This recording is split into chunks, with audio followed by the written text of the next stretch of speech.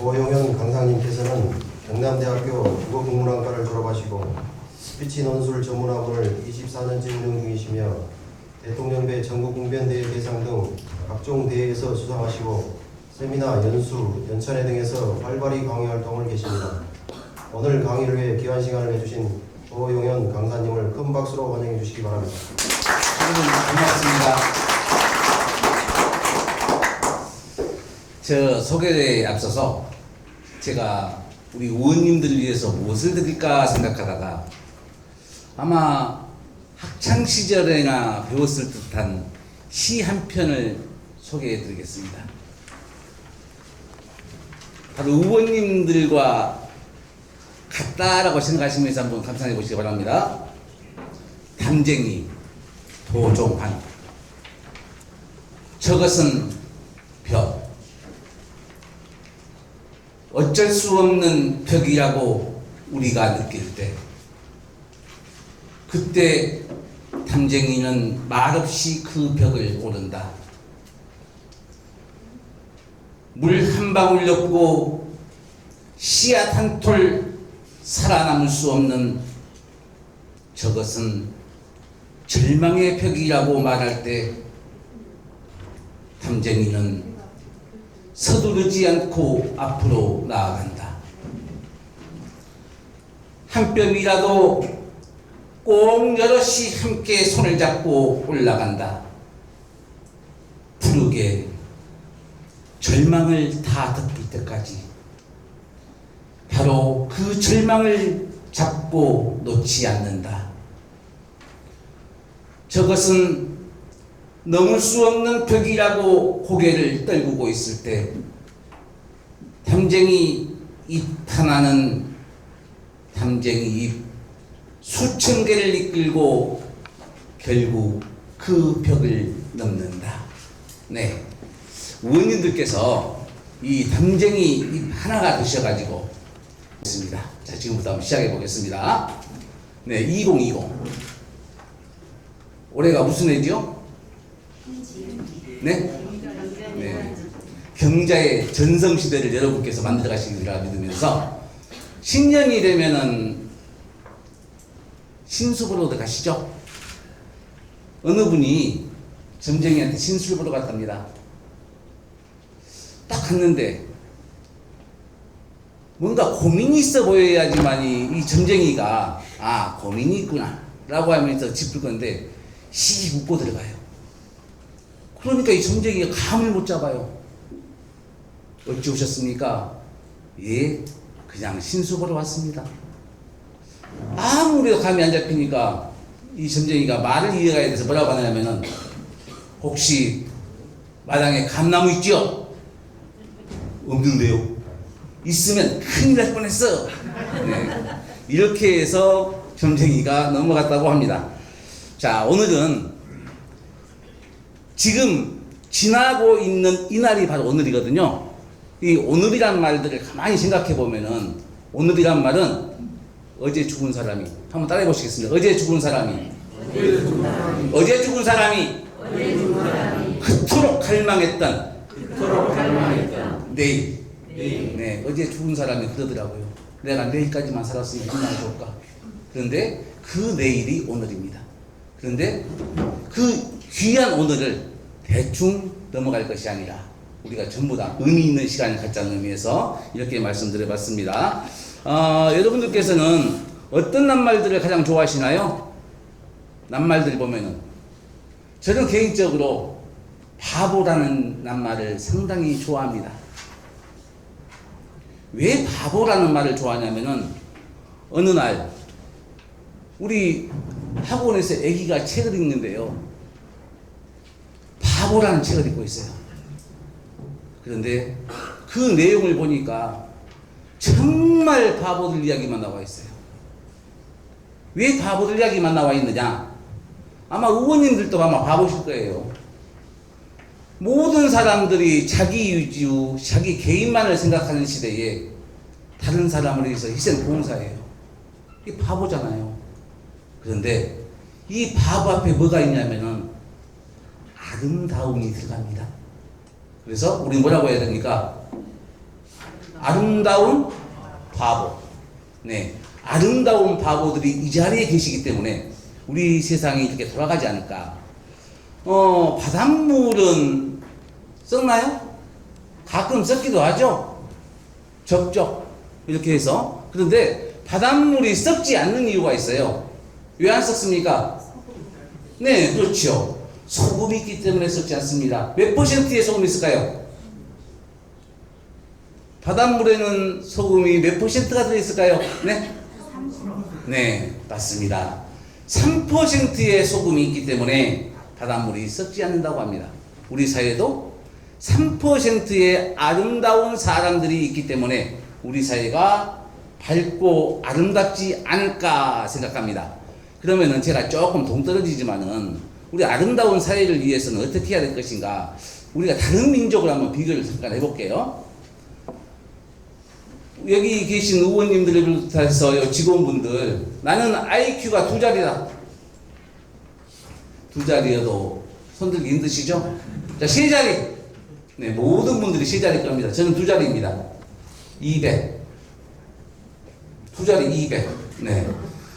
모든 분들이요, 우리나라 평균 IQ가 한 104, 5 정도 된다 그래요. 그럼 세계에서 가장 머리 좋은 민족이 어느 민족일까요? 네? 유대인. 세계에서 가장 머리가 좋은 민족이 우리 대한민국입니다. 104, 5 그 정도 된다고 그래요. 유대인들은 몇이냐? 96, 7 그 정도 된다고 합니다. 그런데 우리 대한민국 인구가 몇이죠? 북한까지 합치고 동포까지 합치면 8천만, 9천만 가까이 되죠?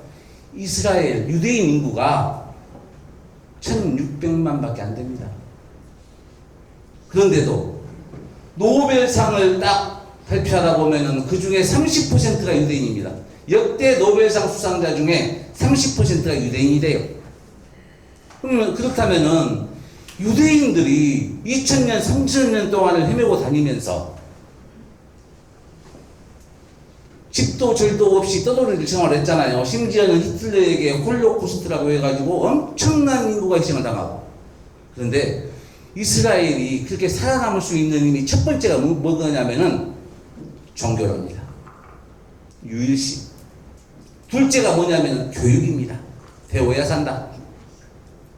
이 교육이라고 하는데 이 교육이 유대인들의 교육을 하브루타 이렇게 부르는데요. 우리 의원님들을 비롯해서 여러분들 우리 자녀 교육 시킬 때 도서관도 보내보셨을 것이고 독서실도 보내보셨을 거예요. 대한민국 선생님들께서 우리 학생들에게 수업 시간에 가장 많이 한 말이 무슨 말일까요? 조용히 합니다. 조용히! 선생님 질문했는데요. 이따가. 그리고 세계적으로 독서실에 칸막이 있는 데는 대한민국밖에 없대요. 유대인들은 96인 IQ를 가지고 어떻게 해서 세계를 지배를 할까? 아마 이스라엘에가 제가 보니까 이스라엘 인구가 아까 유대인이 1650만 정도가 되는데 이스라엘에가 610만이 살고요. 미국에가 570만이 살고 있답니다. 그 외에는 프랑스, 캐나다 이렇게 살고 있는데 이 570만 명이면은 미국 인구의 한 2% 정도가 되는데 이 2%가 미국의 경제의 15%를 차지한대요. 그러면 이게 교육의 힘이라고 하는데 이스라엘 같은 경우에 또 유대인들은 끝없이 질문하고 대답하고 토론을 시킵니다. 토론을 통해서 교실도 시끄럽고 심지어는 독서실도 시끄럽대요. 그러다 보니까 우리는 아마 의원님들께서도 TV 보면은 자주 목격하실 거예요. 내 의견에 반대하는 의견을 누군가가 얘기를 했어요. 뭐라고 합니까? 시끄러워! 하면서 아니면 심지어 쌍시효까지 쓰잖아요. 근데 유대인들은 내 의견에 반대하는 의견을 누군가가 지적해주면은 가장 친한 친구가 된답니다. 왜냐하면 내가 생각하지도 못한 것들을 상대방이 지적해 주잖아요. 이것이 유대인들의 교육법이라고 하는데 우리는 대화를 어떻게 할 것인가에 대해서 한번 생각해 보면은 지금부터 시작해 볼게요. 오늘 아침에 의원님들이나 직원분들 아침에 일어나셔서 가장 먼저 내 입을 통해서 나온 말이 뭐였을까요? 한번 생각해 보십시오. 기억 못 하시겠죠? 가장 먼저 하는 말. 가장, 네? 여보 사랑해. 아, 그렇지요. 이렇게 해야지, 이렇게. 네. 그런데 대부분이 아침에 일어나서 긍정적인 말보다는 부정적인 말을 많이 합니다. 여기 보시니까 모든 분들이 아침에 거울 보시면서 고민들 많이 하셨을 것 같아요. 거울 보시면서 고민 안 하시나요, 어머니? 어머니 원망도 한 번씩 하고, 엄마, 날 이렇게 예쁘게 나왔습니까? 고민돼 죽겠습니다. 너무 예뻐서. 이렇게 고민들도 많이 하시고 그럴 거예요. 그런데 이 입을 통해서 우리가 하루에 수많은 말들이 나가는데 대부분 사람들이 긍정보다는 부정적인 이야기들을 더 많이 해요. 흔히 씹는다 그러잖아요. 우리나라에서 가장 좋게 재밌게 보내는 것이 없는 사람 뒷담하는 것이라고 그러잖아요. 그런데 한번 생각해 보십시오. 내 가족, 내 동료, 내 자녀, 내 부모 가만히 생각해 보면은 장점과 단점을 한번 나눠보세요. 그러면은 장점이 7, 단점이 3 이 정도나 나오든지 아니면은 어쨌든 간에 장점이 단점보다 훨씬 많습니다. 그런데 우리는 뭘 생각하죠? 단점만 쳐다봐요. 뭐가 문제인가? 그러다 보니까 제가 웃기는 이야기가 학원에서 애기들 고등학생들이 참 웃기죠. 공부를 하는데 한 애는 모의고사나 같은 거 딱 보고 오면은 입이 쫙 벌어져 있어요. 야, 왜 잘했어? 선생님 나 이걸 시험 잘 봤어요. 왜? 그렇게 잘했어? 60점 넘을 것 같아요. 네, 걔는 아마 60점이 만점인가 봐요. 근데 한 애는, 어떤 애는 고개를 푹 숙이고 옵니다. 왜? 하나 틀렸어요. 하나 틀렸는데 고개를 숙이고 와요. 근데 부모님들이 뭐라고 하냐면은 60점 맞은 애한테는 부모가 왔다 너 올랐다 50점에서 잘 찍어서 올랐거든요. 그런데 하나 틀린 애한테는 뭘 틀렸는데? 타박부터 합니다. 그러니까 애기가 의기소침이 될 수밖에 없어요. 대화도 안 해요. 말을 안 하죠. 말을 해야 되는데. 그래서 우리는 말을 어떻게 해야 될 것인가? 내가 칭찬받으면 좋아요. 칭찬받아서 기분 나쁘신 분 아무도 없습니다. 그래서 뭐라고 합니까? 칭찬은? 그 이야기는 다 아시죠? 읽어보셨습니까? 네. 읽어보신 분도 계시겠지만은, 칭찬은 고래도 춤춘다. 다 같이 칭찬은? 고래도 춤춘다. 또 한번, 칭찬은? 귀로 먹는 보약이다. 네. 칭찬은 귀로 먹는 보약입니다. 보약. 입으로만 먹는 보약이 아니라 귀로 먹는 보약이더라. 자, 그래서 세계의 언어를 쭉 살펴봤더니 세계의 언어가 6,000가지 정도 됩니다. 6,000 종류. 문자는 한 200~300개 돼요. 글씨로 쓰는 것은. 오늘 아침에 인간극장 보신 분 계십니까? 인간극장을 보니까 보셨어요? 네. 인도네시아에 가서 찌야찌야족에게 한글 가르치는 한글 선생님 이야기가 나오더라고요. 유일하게 한글을 우리가 수출했거든요. 인도네시아 찌야찌야족한테 한글을 수출해가지고 걔네들은 인도네시아 말을 표기할 때 우리 한글로 표기를 해요. 걔네들은 문자가 없어가지고 말만 있었어요. 예전에 우리가 말만 있고 뭘 쓰려면 한자를 쓴 것처럼 그 사람들은 문자가 없다 보니까 우리의 한글을 그걸 딱 수출을 해서 그 사람들은 인도네시아 찌야찌야족들은 자기네들의 한 말을 한글로 표기합니다. 그럼 세계에서 가장 많은 사람들이 쓰는 문자 뭘까요? 영어도 나오고 스페인어도 나오고 한자도 나오고 합니다. 중국어입니다. 머릿수 씌워보십시오. 머릿수 다 못이에요. 중국. 두 번째는 두 번째 스페인어. 남미에서 브라질을 제외하고는 전부 다 스페인어를 씁니다. 남미만 포르투갈을, 브라질만 포르투갈을 쓰고 3위가 영어, 4위가 힌두어. 왜 힌두어냐면 인도 인구가 13억 한 5천만 정도 되거든요. 어마어마하죠. 자, 대한민국 언어는 몇 위 정도 될 것 같습니까? 찍으십시오. 13위. 딩동댕. 네. 우리 대한민국 말이 13위, 머리수로 따졌을 때, 인구수로 따졌을 때 13위입니다. 그리고 무역 세계 10위 안에. 이런 나라의 이 아름다운 말들을 우리는 자꾸 부르면은 쌍시옷을 섞어서 쓰다 보니까 리더들은 칭찬되는 말을 해야 되더라.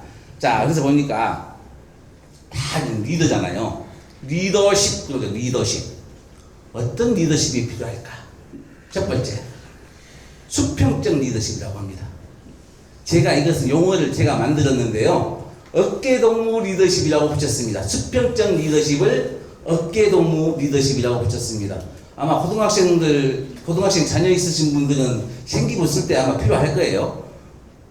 어깨동무 리더십이 뭔고 하니, 우리 남자 의원님들은 대부분 군대를 다녀오셨겠죠.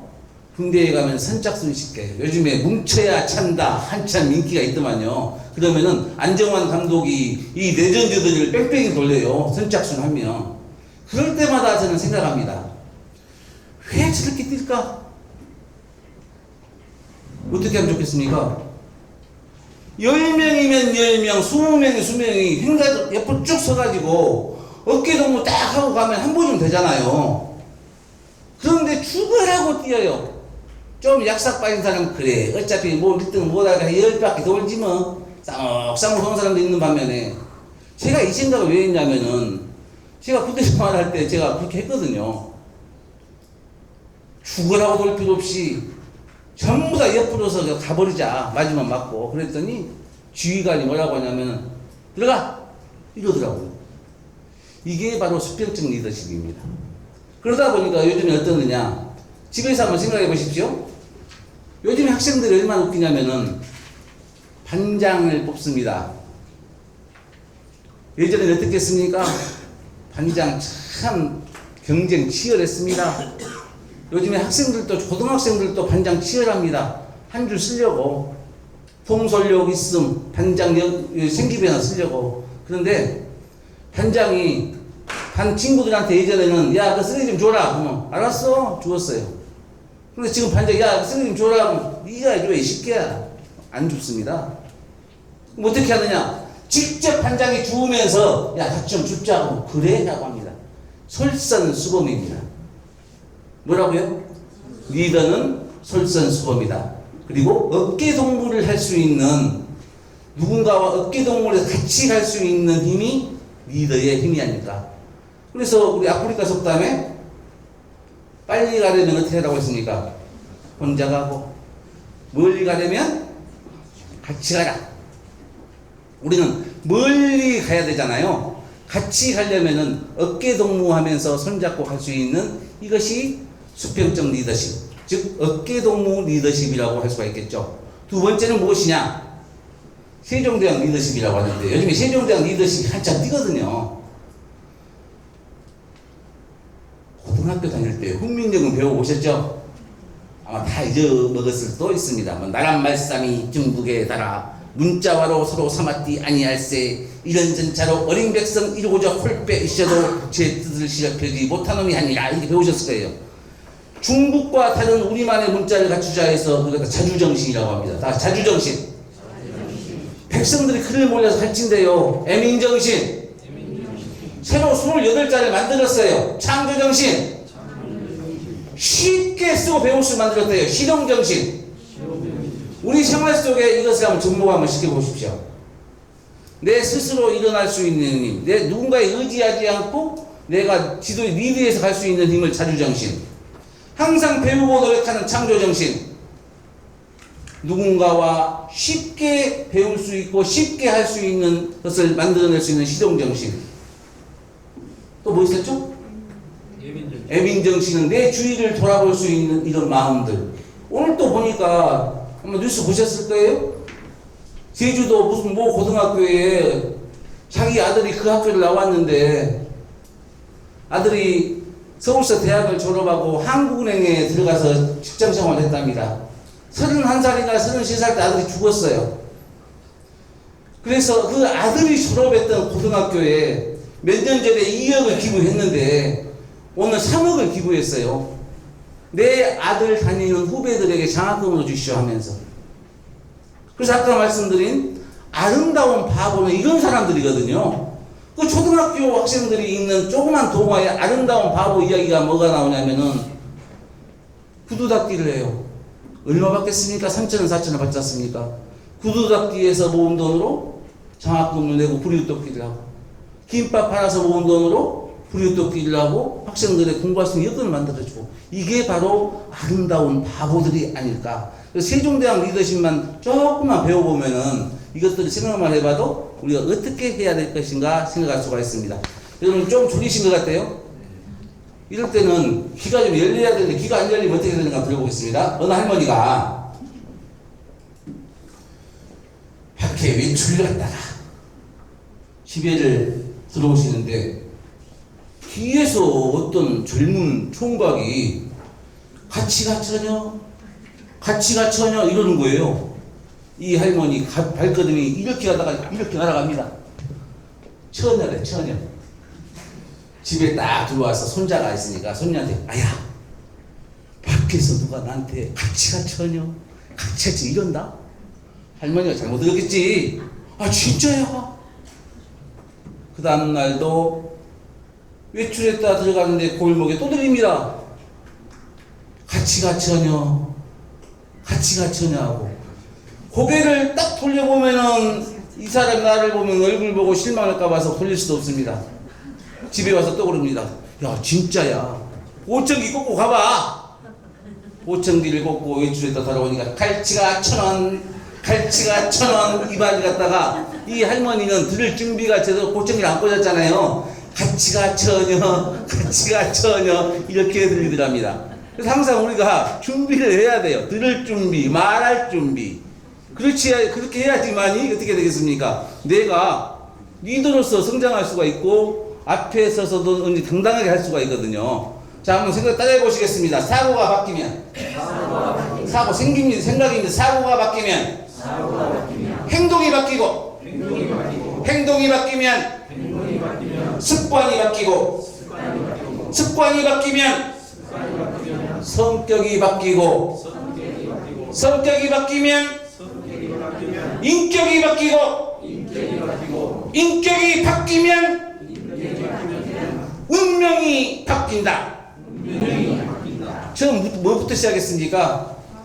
머리에서 생각하는 사고부터 생각합니다. 다시 한번 사고가 바뀌면 행동이 바뀌고 행동이 바뀌면 습관이 바뀌고 습관이 바뀌면 성격이 바뀌고 성격이 바뀌면 인격이 바뀌고 인격이 바뀌면 운명이 바뀐다. 네, 생각부터 좀 바꿔보는 겁니다. 고정관념에서 벗어나서 좀 더 새롭게 창조적으로, 아까 우리 세종대왕 리더십 창조정신이잖아요. 창조적으로 다르게 생각해 보는 거예요. 제가요, 초등학교 2학년들 요즘에 자유학기 해가지고 학교에 돈들이 많이 나와요. 쓸 돈이 있는데 쓸 데가 없다고 하루 와서 한두 시간 애기들하고 놀아주래요. 그래서 제가 학생들한테 리더십에 대해서 이야기를 하는데 제가 그 아이들한테 한 녀석한테 망치로 머리를 맞고 왔습니다. 무슨 이야기를 할까 고민하다가 제가 토끼와 거북이 이야기로 시작을 했습니다. 한참 이야기를 하고 있는데 한 녀석이 선생님 질문 있습니다. 뭔데 이야기해 보세요. 그런데 선생님 왜 거북이는 토끼를 안 깨고 집 안 가요? 여러분 그렇게 생각해 본 적 있으신가요? 제가 그 말을 듣고 정말 망치로 머리를 얻어맞았습니다. 진정한 친구고 진정한 리더라면은 잠자고 있는 거북이를 깨워서 거북아 같이 올라가자. 거북이가 토끼를 깨워서 토끼야 같이 올라가자. 이게 진정한 리더인데 왜 지만 이기겠다고 거북이 지 혼자 토끼를 저버리고 가버렸냐고. 할 말이 없었습니다. 그런 생각을 제가 안 해봤거든요. 왜 안 해봤겠습니까? 우리는 어려서 항상 1등만 해라. 1등에 최대가 되어 있잖아요. 이겨야 된다. 최대가 되어 있기 때문에 이러한 가치라는 의미를 몰랐던 거예요. 생각도 하지도 않았고. 이게 초등학교 2학년 입에서 나왔습니다. 얼마나 놀라운 일입니까? 그 애의 미래는 밝다 이렇게 생각을 했어요. 그런데 아마 집에 가서 엄마한테 엄마 왜 거북이는 토끼를 안 깨우고 지만 갔을까? 그러면 쉽게 니만 가면 되지 뭘 신경을 써 이럴 거예요 아마 부모님들이. 그러면은 이 아이는 가치라는 협력이라는 것을 모르게 되죠. 그래서 리더는 항상 사고를 생각을 좀만 바꿔보면은 뒤에 운명까지 바뀔 수가 있다. 그리고 이 얼굴에는 뭘 가져야겠습니까? 미소를 가져야 되겠죠. 고려시대가 조선시대에 어느 선사가 있었습니다. 이 선사는 관상을 기가 막히게 봐요. 관상 영화 보셨죠? 안 보셨습니까? 네. 관상 영화 보면은 누가 나오죠? 이정재도 나오고 송강호도 나오고 그러잖아요. 아마 송강호만큼 관상을 잘 본 사람이었어요. 근데 이 사람이 길을 딱 가는데 머슴이 지게를 지고 갑니다. 이 지게를 지고 가는 머슴의 표정을 보니까 입에서 시발 하고 다녀요. 관상을 딱 봤더니 얘가 오늘 못 넘겨 죽겠어요. 그래서 이 관상쟁이가 머슴에게 야 머슴 너 뭐하러 가냐? 산에 나무하러 가요. 야 너 오늘 죽어. 오늘 죽을 놈이 나무에서 뭐하게?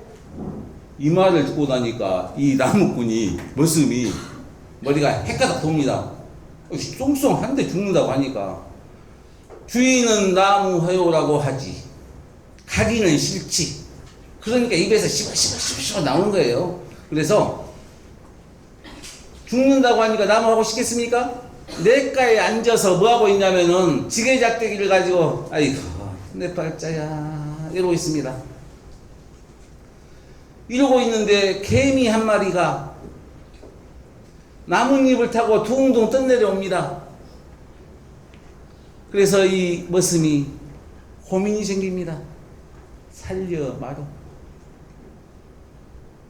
그러다가 어떻게 하느냐? 그래 나는 오늘 죽어도 니라도 살아라. 손으로 뚝 떠서 살려줍니다. 근데 안 죽어요 지가. 나무꾼이 안 죽어요. 오늘 죽은다 했는데 그 다음 날도 안 죽습니다. 일주일이 가도 안 죽습니다. 어느 날 길에 가다가 또 관상쟁이를 딱 만났습니다. 이 관상쟁이가 뭐라고 하냐면은 야 머슴 너 아주 잘 살겠다 올해 늦게까지 너 장수하겠다 야 얼굴이 피었어. 이 머슴이 가서 관상쟁이 멱살 잡고 듭니다. 야 이 돌팔이야 언제는 내가 어제 그날 죽은다며. 아니야 그날 너는 분명히 죽을 관상을 가졌어. 근데 무슨 일 있었니? 이야기를 해줍니다. 당신이 내가 죽은다고 해서 내가 나무를 하고 싶겠느냐? 냇가에 앉아서 지게작대기가 이러고 있는데 개미가 떠내려와서 뚝 떠서 살려줬다. 너 그래서 바뀌어버린 거야 라고 하더래요. 그러면 우리는 여기에서 그냥 남의 이야기라고 넘길 것이 아니라 한번 생각해 보십시오. 우리가 착한 일을 하면 마음이 바뀌어요. 마음이 바뀌면 어떻게 되겠습니까? 전체가 다 즐거워집니다. 이게 바로 어디에서 나온다? 말에서 나온다. 그래서 우리가 이 말을 어떻게 할 것인가에 대해서 많이 생각해 보시기 바랍니다. 그런데 리더라고 하신 분들도 가끔은 문제가 뭐냐면은 잘못된 습관을 마치 올바른 내 습관이구나 하고 생각하죠. 여우가요, 가장 좋아하는 게 살구기름이랍니다. 그래서 여우 사냥꾼들은 여우가 살구기름을 좋아하는 줄 알고, 좋아하는 걸 딱 알고는 여우 사냥을 할 때 살구기름을 쓰는 거예요. 어떻게 쓰느냐? 이 살구기름에다 독을 다 넣는 것이죠. 그리고 여우가 다니는 길목에 딱 둔답니다. 근데 여우가 괜히 여우가 아니죠. 알아요. 여기에 뭐가 들어있는 줄. 그리고 이것을 먹고 우리 엄마도 죽었고 우리 아버지도 죽었고 우리 형제도 죽었다는 걸 알아요. 여우가 뭘 어떻게 생각하느냐. 내가 그걸 먹을 것 같냐 이 바보야 하고 돌아가죠. 돌아와서 몇 번은 가니까 이 향이 사람 죽여주는 거예요. 나 저걸 먹으면 죽는데. 냄새 한 번만 맡고 가자. 냄새를 맡고 있습니다. 냄새를 맡는데 그냥 가겠습니까? 한 번만 맛 한번 볼까? 한 번 먹는다 죽겠나? 한 번 맛을 딱 봤더니 죽나요? 안 죽죠. 안 죽어요. 안 죽네? 한 번만 더. 한 번만 더. 한 번만 더. 그런 사이에 살구 이름은 독이 든 살구 이름은 점점 줄어들고 결국은 여우가 피를 토하고 죽는다고 합니다. 이 습관이 잘못된 습관이라면 과감하게 들치고 새롭게 변신을 해야 되는데 이 유혹에 빠져서 못 벗어나는 경우가 많죠. 그래서 우리가 이 사고의 힘이 결국은 죽음의 운명을 맞는 것처럼 다시 한번 생각해 보겠습니다. 자, 사고가 바뀌면 행동이 바뀌고 행동이 바뀌면 습관이 바뀌고 습관이 바뀌면 성격이 바뀌고 성격이 바뀌면 인격이 바뀌고 인격이 바뀌면 운명이 바뀐다. 그래서 좋은 사고력 많이 가지시기 바랍니다. 한 장 넘겨보시면 리더의 화법이라고 나와 있습니다. 1, 2, 3법칙이라고 합니다. 자, 따라해 보실게요. 한마디 말하고 두 마디 들어주고 세 마디 맞장구 쳐주기. 네, 1, 2, 3 화법이라고 하는데 입이 왜 한 개입니까? 한 번만 말하래요. 귀가 왜 두 개입니까? 두 번 들어주래요. 손바닥은 그만할 때까지 계속 치면 되겠죠? 네, 맞장구는 3번이 아니라 10번 해줘도 좋다고 합니다. 그런데 우리는 어떻습니까? 반대죠. 말하고 싶어 죽겠어요. 말을 잘해야, 많이 해야 내가 똑똑한 줄 알아요. 그래서 다른 사람이 말을 하고 있으면은 귀에만 엿봅니다. 어디에 치고 들어갈 것인가. 그 기회를 뭐 듣는 것도 필요 없어요. 숨만 번만 길게 쉬면 그때 바로 들어가요. 그러니까 들어갑니다. 상대방 얼마나 기분 나쁘겠습니까? 그런데 한번 생각을 해보십시오. 미팅을 갔습니다. 미팅을 갔는데 한 사람은 한마디도 말을 안 해요. 한 사람은 계속 말을 해요. 나는 어떤 사람에게 관심이 갈 것 같습니까? 말 많이 한 사람에게 관심이 갈 것 같습니까? 이 사람 정보를 다 들어버렸어요. 그런데 한마디 안 한 사람들한테, 안 한 사람한테 관심이 갑니다. 왜 관심이 가죠? 궁금해 죽겠거든. 쟤는 무슨 생각을 하는 거야? 왜 나왔을까? 궁금해 죽겠거든요. 그래서 우리가 듣는 귀를 발달시키자. 그래서 입은 입술이 딱 닫잖아요. 그만하래요. 딱 닫아놓고. 귀는 뚫려 있잖아요. 들으래요. 그런데 사람들이 이쪽으로 들어서 이쪽으로 휘발돼 버린다고 그러죠. 휘발되지 말고 막아 놓으시면은 1, 2, 3 법칙을 좀 더 생각할 수가 있습니다. 그래서 항상 네 말해. 나 들어줄게. 어느 사람이 정말 내가 고민이 많아서 전화를 했는데 지 이야기만 해. 내 말 좀 들어주라고 해놨는데 그러면은 상당히 기분 나쁘잖아요. 미친 X 이렇게 하죠. 그래서 항상 들어주는 귀를 발달시키자. 이분은 분명히 성공합니다. 자, 두 번째, 같은 말이라도 때와 장소를 가려라. 한 달 전에 저희 장인께서 돌아가셨습니다. 돌아가셨는데 순천에 스피치를 하시는, 아마 제가 여기서 누구다 하면은 3분의 1 정도는 아실 거예요. 그분을. 이분이 문상을 오셔가지고 그때 마치 문상을 오실 때가 제를 지내고 있을 때예요. 그래서 제가 저보다 연배해서 형님 바쁘시면 그냥 가시죠. 아니야, 나 자네하고 할 얘기 있어. 정말 잘하고 전국적으로 유명하신 분입니다. 그럼 잠시 기다리십시오. 30분 기다리고 있습니다. 그래서 이제 끝나고 문상을 하고 잠시 저하고 둘이 앉아서 이야기를 하는데, 거기에서 아니 바쁘시면 가라니까 자네한테 물어볼 게 있어서 말씀하세요.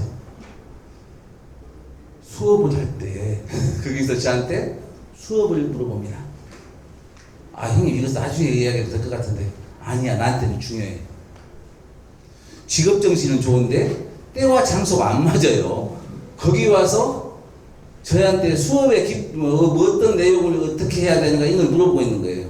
그래서 때와 장소는 우리가 좀 가릴 줄 아는 그런 사람들이 리더의 화법이 아닐까. 두 번째, 이왕이면 다 옳지 마. 장점만 보십시오. 단점 보지 마시고. 어느 분이 머리를 미용실 가서 아니면 이발소에 사고 왔습니다. 칭찬해줘요. 돈 드는 거 아니잖아요. 어우, 너무너무 어울려요. 안 어울려도. 그러면은 정말 기분 좋거든요. 가는 말이 고와야 오는 말이 곱다 하는 것처럼. 그래서 항상 이왕이면 다 옳지 마. 내가 하고 싶은 말에 열을리지 말고 그가 듣고 싶은 말 해줘라. 미용실 갔다 와서 나 어때? 여보 나 어때? 야 허하게 늙은 나가 소박되냐? 지랄 땡땡하죠? 나 어때? 그러면은 칭찬 좀 해줘. 그 말은 예뻐 봐 예뻐 겁나 예뻐. 장난하지 말고 칭찬합니까? 그러면 거짓말인 줄 알면서 어떻게 되겠습니까? 입이 해벌리 벌릴 수밖에 없습니다. 그럼 틀려지잖아요. 그래서 이왕이면 동가홍상, 이왕이면 다 옹치마, 이왕이면은 뭘 해라? 칭찬 화법을 써라. 아이들한테도 그러십시오. 아이들한테도 이제 손자 손녀가 생길 수도 있잖아요. 이게 아주 좋습니다. 칭찬 화법이 얼마나 좋은데요. 어떤 애기는 받아쓰기란데 요즘에 시험이 학교가 너무너무 좋아요. 요즘에 학교에 가면은요, 첫 시험을 언제 보냐면은요, 중학교 2학년 때 처음 시험 봐요. 모르시죠? 네. 자녀가 없으셔서 그러나, 그 어린애들이. 요즘에 초등학교 시험 안 봅니다. 아예 시험이 1학년부터 6학년 때 시험 자체가 없습니다. 모르겠습니다. 받아쓰기나 볼지. 그 다음에 중학교 1학년 딱 가면은 자유학년제 시험 안 봅니다. 그러다 중학교 2학년 돼서 처음 시험을 봅니다. 그러니까 애기들이 어떻게 되겠습니까? 처음 시험을 보는데, 그래서 공부의 양극화가 쫙 벌어져 있어요. 초등학교 때 옛날에 우리 의원님들께서도 한번 겪어보셨겠지만은, 애들 시험 보면 중간고사, 기말고사는 보니까 문제집이라도 갖다가 야 풀어봐 했는데 지금 그걸 안 한다니까요. 그러니까 딱 양극화가 되어 있어요. 근데 이런 애들한테도 집에서 하나 풀어보면서, 야 너는 이것도 할 줄 아냐, 정말 대단하다 라고 칭찬해 주면은 날개를 달고 훨씬 더 잘하지 않을까. 그래서 그 다음에 입에서 나온 대로 말하지 말자. 해놓고 실수하죠. 저는 그렇습니다. 후회할 일이 아니면 해보자. 후회할 일이라면 하지 말자. 제가 좀 약간 독한 면이 있습니다. 키는 이렇게 적어도. 문구안이 남들이 그 어렵다는 저는 이관왕을 한 방에 해버리거든요. 담배, 술. 담배 안 필란다. 언제부터? 지금부터. 술 안 먹을란다. 언제부터? 지금부터. 그랬더니 별짓을 다 합니다. 담배 푹 이렇게 하기도 하고, 물에다가 소주를 타놨어요. 어느 한 분이. 부부 동반 모임에 딱 갔습니다. 그런데 선배가 여기다 소주를 한 방울 딱 떠났어요. 그래서 물을 딱 마셔봤더니 소주 냄새가 딱 납니다. 거기서 공개적으로 화를 내버렸습니다. 내가 술을 안 먹을 때는 그럴 만한 이유가 있으니까 응원은 못해줄 망정, 형이 장난을 합니까? 형이 괜히 형 소리 듣습니까? 하면서 뭐라고 해버렸습니다. 그 뒤로는 어느 누구도 장난한 사람이 없습니다. 이렇게 보니까 뭐냐면은 뭐든 습관이에요. 습관. 과감하게 우리가 입에서 나와서 안 좋은 말 같으면 안 하는 게 좋아요. 해놓고 후회하는 것보다는. 그럼 상대를 보면서 말해라. 참 웃기죠. 우리는 얼굴 이렇게 딱 보고 얘기하면은 아이 왜 이래요. 학생들도 마찬가지입니다. 너 나와, 선생님 나와 그랬어요. 나오면 어떻게 됩니까? 전부 다 고개 숙이고 있습니다. 근데 외국에 있다가 우리나라로 들어온 애가 있습니다. 선생님 너 나와. 딱 쳐다봅니다. 눈 까로 시켜. 쳐다보고 이것 봐요. 왜냐하면 외국에서는 항상 사람 눈 마주치라고 하거든요. 눈을 마주치라고 이렇게 배웠는데 한국에 와서 자꾸 눈 까르래요. 외국에서 고개를 들고 당당하게 눈 마주치고 눈으로 말해요. 알죠? 살짝이 말해 눈으로 말하라 했는데 그래서 항상 눈을 보면서 말하는 눈높이를 맞추는 것 또한 중요하지 않을까. 그래서 항상 눈을 보면서 이야기해 보세요. 처음에는 좀 어렵습니다. 괜히 눈도 막 깜빡거리질 것 같고. 근데 눈을 마주치는 습관들도 좋지 않을까.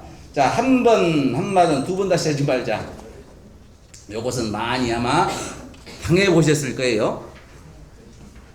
아내가 남편이 한 말 또 하고 한 말 또 하고 특히나 술 한잔 먹고 와가지고 앉혀놓고 한 말 또 하고 한 말 또 하고 돌아버린다고 하죠. 이런 것들도 우리가 좀 바꾸어 볼 것. 어느 군수님이 귀한 손님이 찾아오셨더랍니다. 이분을 어떻게 식사 대접을 할까 고민을 많이 하셨대요. 그래서 자기 지방에서, 자기 지역에서 가장 잘하는 소고기집으로 모시고 갔습니다. 귀한 손님을. 그런데 뭘 드시겠습니까? 그것 주세요. 소고기를 딱 세팅을 했습니다. 딱 먹었더니 군수님이 먹어보니까 맛이 이상해요. 기름기가 많고. 사장! 이리 와봐. 이 뭐야 고기가? 그랬더니 주인이 그럽니다. 군수님 이놈의 소가 운동을 안 했나 봅니다.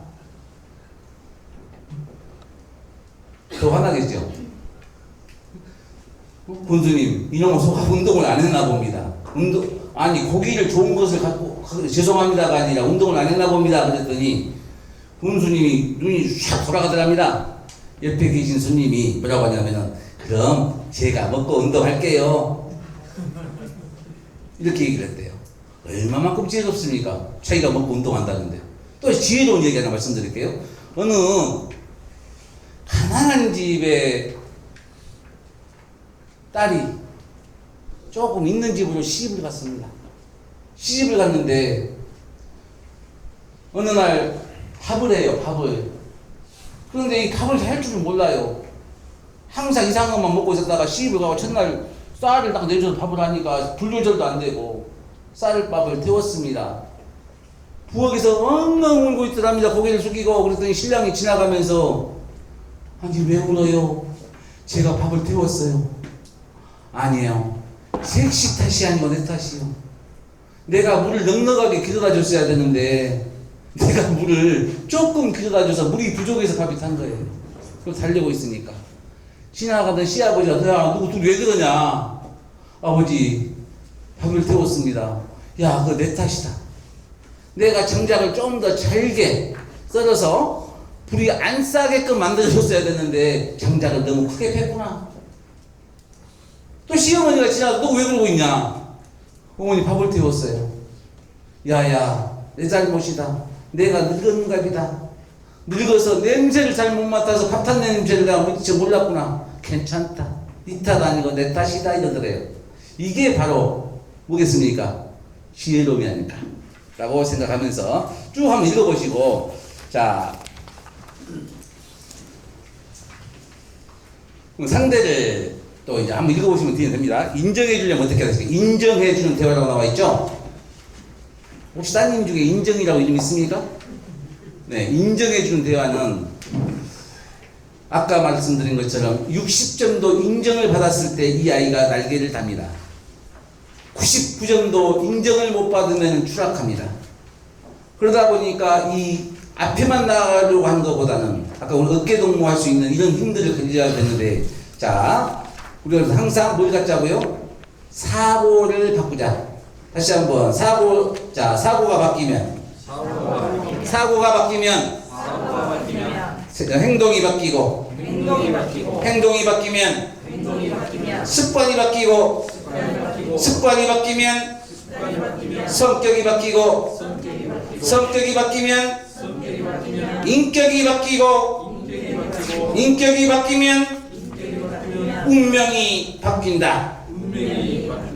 한번 따라해 보시죠. 가다다라 마바사 아자차카타파하 가나다라 마바사 아자차카타파하. 자, 가에서부터 시작합니다. 가다가 웃고, 자, 가다가 웃고, 나서다가 웃고, 다가가서 웃고, 라일락꽃처럼 활짝 웃고, 마음속까지 웃고, 바다처럼 시원하게 웃고,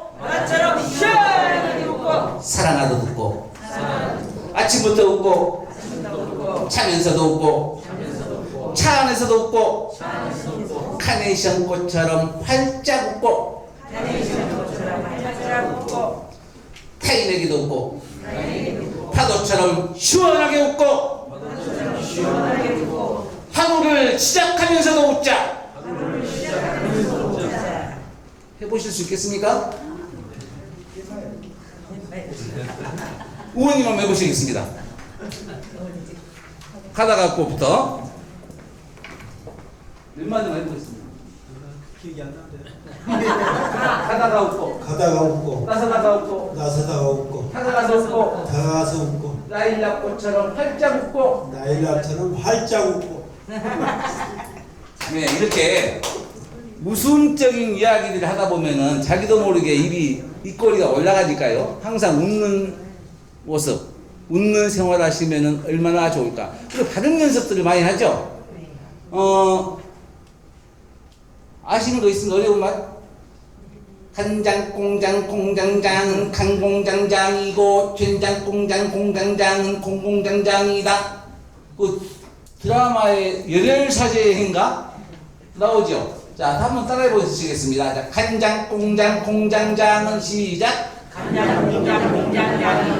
공장장이고 된장공장 공장장은 공공장장이다. 간장공장 공장장은 칸공장장이고 된장공장 공장장은 콩공장장이다. 이게 액센트가 들어가야 돼요. 그래야 쉽게 재밌게 할 수가 있습니다. 이러한 어려운 낱말들을 발음들을 많이 해보면은 훨씬 더 바뀔 수가 있습니다. 사실은 제가 아나운서 시험을 보러 갔었는데 저는 아나운서가 될 수가 없대요. 왜 그런가 했더니 카메라 테스트하고 이게 시험을 보는데 제가 혀 짧은 소리를 한답니다. 느껴지시죠? 네. 혀 짧은 소리, 지금처럼 이비인후과 가서 밑에를 쭉 터버리면 된다는데 그 당시에 그 있을 리도 없고, 그래서 제가 신문 쪽으로 이렇게 바꿨습니다. 방송에서. 근데 그때 제 나름대로는 연습을 한다고 많이 연습을 했어요. 그런데 문제는 뭐냐면은 누군가가 나를 지적해 준 사람이 없어요. 혼자만 하다 보니까. 그래서 가정 속에서 집에서도 가족이 모여서 이런 연습들을 한 번씩 해보면은 웃음꽃이 피어납니다. 아셨죠? 네. 그러면은 우리 의원님들 중에서 아까 담쟁이라는 시 제가 한번 읽어드렸죠? 담쟁이라는 시를 그 있습니까 내용이? 한번 낭송 한번 해보실 분. 도종환 시인 아시죠? 문체부 장관 하셨던 도종환 시인. 이분은 유명한 시집이 있었죠. 접시꽃 당신. 암으로 먼저 가신 자기 부인을 생각하면서 쓴 시가 접시꽃 당신이었습니다. 자, 이거 낭송 한번 해보실 분. 우리 방향 의장님이 한번 해보실까요? 시 낭송은 법이 없습니다. 자기의 감정대로 하면 됩니다. 저것은 벽, 어쩔 수 없는 벽이라고 우리가 느낄 때, 그때 이렇게 천천히 편안하게 하시면 돼. 한번 해보시죠. 저요. 네, 모셔보겠습니다. 여러분, 박수 한번 주십시오.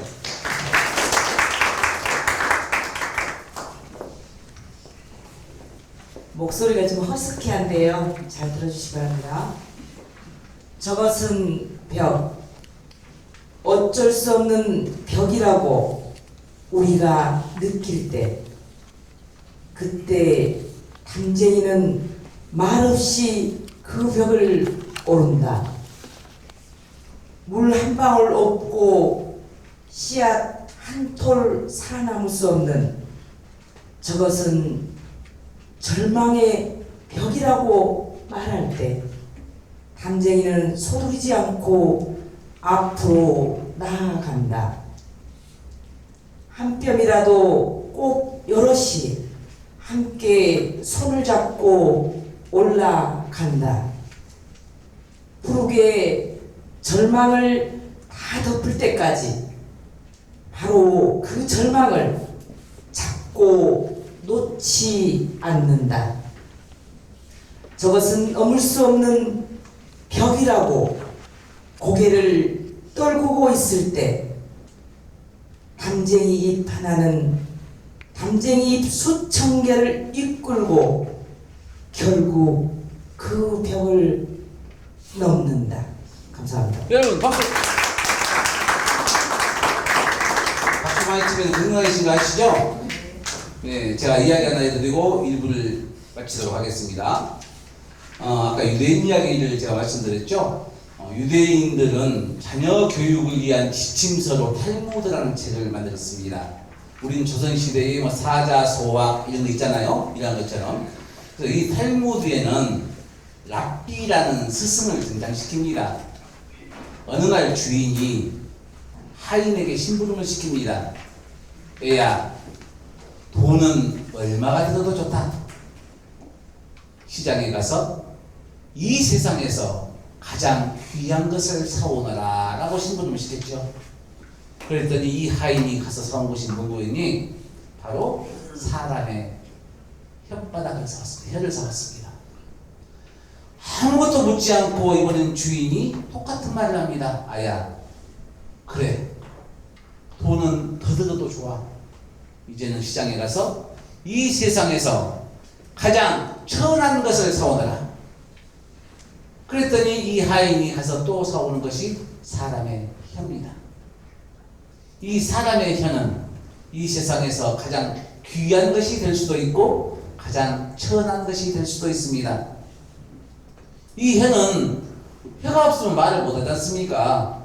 그래서 우리가 속담에 이런 말 있죠. 혀 밑에 도끼 있다.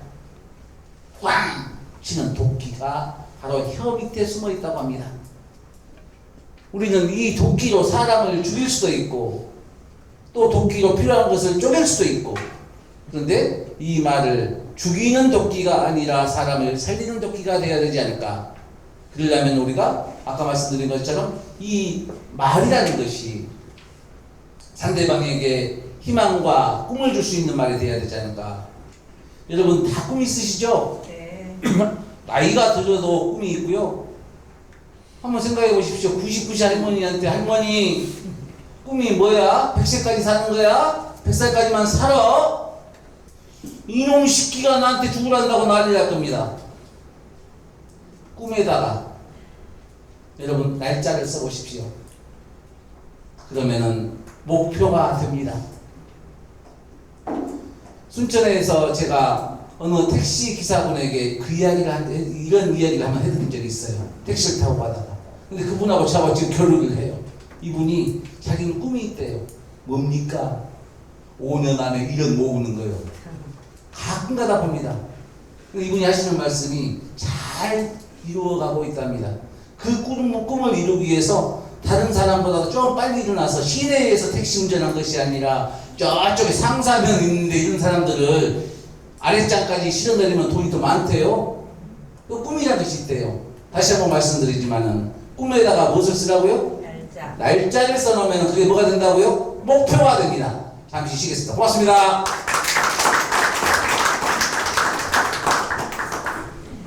일부 강의에 이어 색소폰 연주를 감상하시겠습니다. 연주가 준비되는 동안 잠시만 기다려 주시기 바랍니다.